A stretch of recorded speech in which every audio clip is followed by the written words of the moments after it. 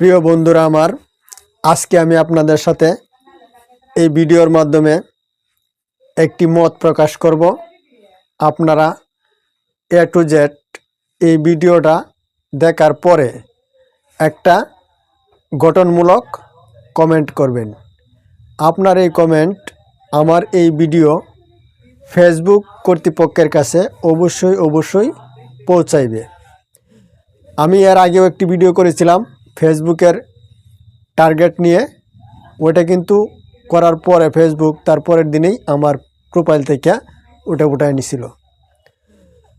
আজকের এই কন্টেন্টে যারা নিয়মিত কন্টেন্ট ক্রিয়েটর তাদের জন্য, এবং যারা ভাবতেছেন যে ফেসবুকে কাজ করবেন, একজন কন্টেন্ট ক্রিয়েটর হবেন, নিয়মিত ভিডিও আপলোড করবেন, আপনার প্রোফাইলটা আপনার পেজ মনিটাইজ করাইবেন, তাদের জন্য অত্যন্ত গুরুত্বপূর্ণ।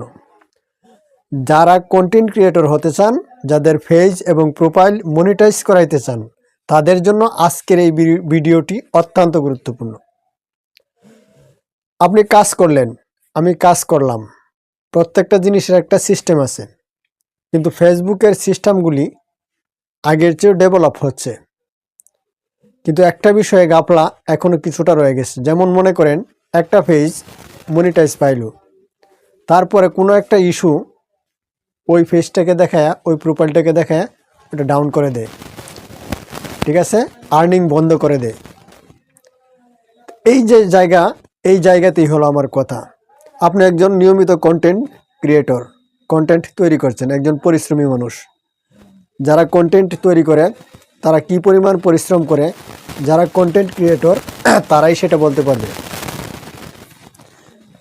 তো ফেসবুক কর্তৃপক্ষ যদি আপনার প্রোফাইলে অথবা আপনার পেজে ইস্যু দেয়, আর্নিং বন্ধ করে দেয়, কি কারণে বন্ধ করলো এই বিষয়টা আপনার জানা দরকার। কিন্তু তার আগে সবচাইতে যেটা দরকার, আপনি যদি গাড়ি চালান তার ব্রেক দরকার। ব্রেক যদি না থাকে অ্যাক্সিডেন্ট যে কোনো সময় করতে পারে। ফেসবুকেরও ব্রেক থাকা দরকার। যেমন আমি একটা কন্টেন্ট পোস্ট করলাম, এটা যদি তাদের সাথে সামঞ্জস্যপূর্ণ না হয়, গাইডলাইন অনুসরণ না করে, আমাকে একটা ওয়ার্নিং দিতে পারে, আপনাকে একটা ওয়ার্নিং দিতে পারে যে আপনার এই কন্টেন্ট আমাদের গাইডলাইনের ভিতরে পড়ে না। আমি তখন আমরা যারা কন্টেন্ট ক্রিয়েটর আছি ওই পোস্টটা ডিলিট করে দেব। এই ধরনের একটা ওয়ার্নিং ফেসবুক কর্তৃপক্ষ আমাকে দিতে পারে বলে আমি মনে করি। আপনি কমেন্ট করবেন।